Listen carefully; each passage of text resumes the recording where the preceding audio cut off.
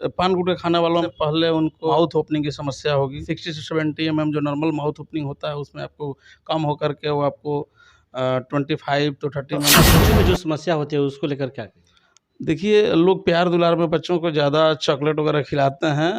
थोड़ा-सा चॉकलेट को अवॉइड करें। बच्चे को अगर चॉकलेट खा रहा है तो तुरंत उसको कुल्ला कराएँ और थोड़ा-सा पे समय रहते कभी-कभी अपने स्तर से, चूँकि बच्चे नासमझ हैं, उनके पास उतनी समझ है नहीं, तो थोड़ा-सा पेरेंट्स को चाहिए कि बच्चों का मुँह खोल करके देखें कहीं कैरेज कुछ एब्सेस कुछ बन तो नहीं रहा है। अगर इस तरह का प्रॉब्लम है तो जाकर मैं हूं जयप्रकाश कुमार और आप देखना शुरू कर चुके हैं की न्यूज। इस वक्त हमारी मौजूदगी गोपालगंज जिले के मोहम्मदपुर चौक के मेहरा डेंटल क्लिनिक में है और हमारे साथ डेंटिस्ट डॉक्टर एस नाना जी हैं।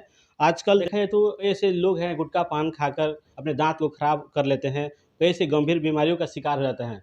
इस तमाम विषयों पर हम बात करें डॉक्टर साहब से, इनका बचाव कैसे होगा, इसका इलाज कैसे होगा। डॉक्टर साहब सबसे पहले आपका स्वागत है। चलिए, धन्यवाद आपको भी। डॉक्टर साहब कई बार देखा गया है कि आजकल के नौजवान जो है गुटखा पान शिखर खा के अपने दांत को खराब कर लेते हैं, उनके शादी होने में भी दिक्कत होती है, कोई ऐसी समस्या गंभीर बीमारी का शिकार भी होता है, इसका उपचार क्या होगा?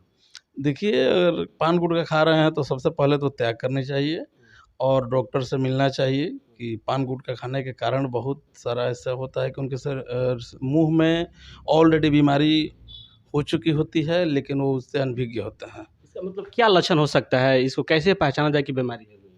देखिए, सबसे पान गुटखा खाने वालों में आम बात ये है कि सबसे पहले उनको माउथ ओपनिंग की समस्या होगी।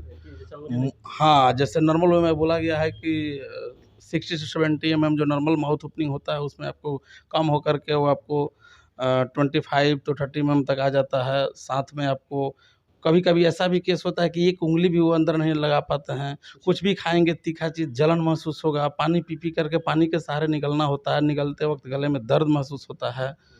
यही सब आम मतलब आपके कहने का मतलब है जो माउथ में 3 उंगलियां घुसना चाहिए वो और कम होते जाता है। हाँ, धीरे-धीरे, धीरे-धीरे वो बढ़ते जाएगा।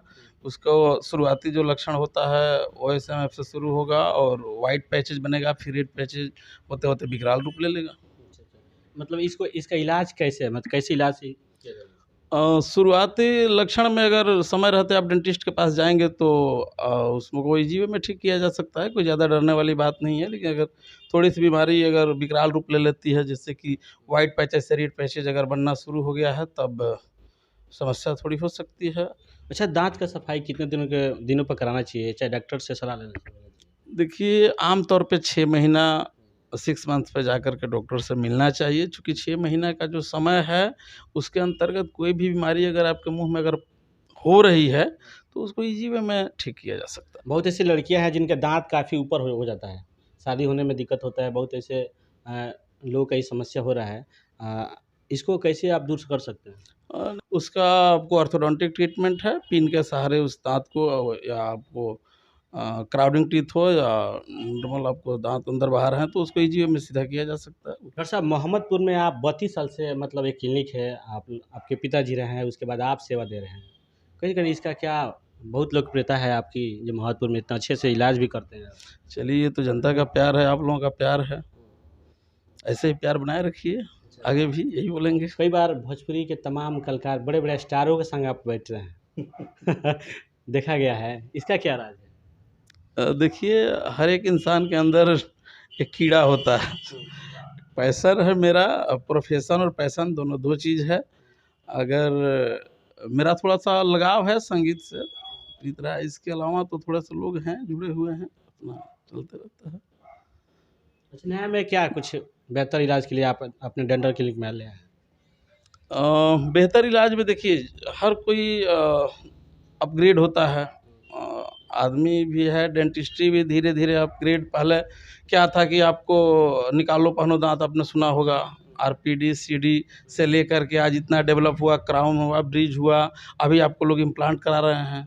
तो यही अपग्रेडेशन है और मेरे यहाँ ये सब आपको बेसिक से लेकर, मैंने पहले भी इस चीज़ को बोल चुका है कि बेसिक से लेकर एडवांस तक जितने चीज़ हैं, आप आरपीडी से शुरू करके इम्प्लांट तक आ सकते हैं। मेरे यहाँ सारी फैसिलिटी अवेलेबल है, जो आप कहेंगे मैं करने के लिए तैयार हूँ। मतलब दाँत से लेकर सब, मतलब दाँत भी लगा देते हैं और भी सारे जितने दाँत की समस्या सब इलाज हो जाएगा। दाँत और मुँह से रिलेटेड सारे समस्या का इलाज मेरे यहाँ होता है। बच्चों में जो समस्या होती है उसको लेकर क्या कहें? देखिए, लोग प्यार दुलार में बच्चों को ज़्यादा चॉकलेट वगैरह खिलाते हैं। थोड़ा-सा चॉकलेट को अवॉइड करें। बच्चे को अगर चॉकलेट खा रहा है तो तुरंत उसको कुल्ला कराएँ और थोड़ा-सा पे समय रहते कभी-कभी अपने स्तर से, चूँकि बच्चे नासमझ हैं, उनके पास उतनी समझ है नहीं, तो थोड़ा-सा पेरेंट्स को चाहिए कि बच्चों का मुँह खोल कर के देखें, कहीं कैरिज कुछ एब्सेस कुछ बन तो नहीं रहा है। अगर इस तरह का प्रॉब्लम है तो जाकर डेंटिस्ट से मिलें। सुना है कि आपका क्लिनिक आप गोपालगंज में भी शिफ्ट होने वाले हैं, वहाँ भी? ऐसा है प्लान, देखिए बहुत जल्द प्लान है और मुझे शिफ्ट होना भी है। कब तैयारी हो जाएगा गोपालगंज? देखिए अप्रैल में तो है, टारगेट ऐसे रखा गया है। तो गोपालगंज में ही मतलब रहेंगे कि यहाँ भी आएँगे आप? नहीं, दोनों जगह मैं ही रहूँगा, यहाँ-वहाँ, आधा टाइम वहाँ दूँगा, आधा टाइम यहाँ दूँगा। मतलब एक समस्या है कि आजकल लोग तम्बाकू बहुत ज़्यादा खा रहे हैं, दाँत में कालापन धब्बा बन जाता है तम्बाकू खाने से।